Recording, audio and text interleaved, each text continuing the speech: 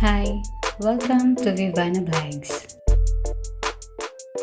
In this tutorial, you will learn how to record desktop screen using Microsoft PowerPoint.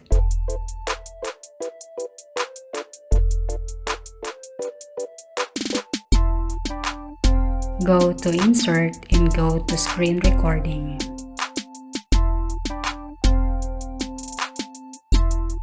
Click on Screen Recording and you will get this box at the top.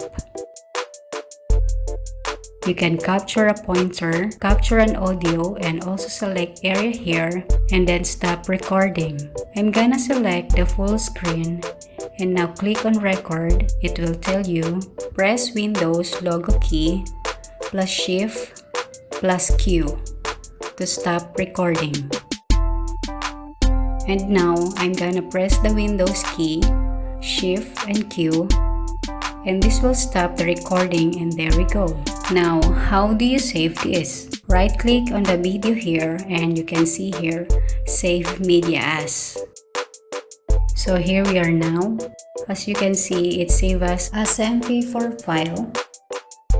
And the details, frame width 1920 by 1080 frame height.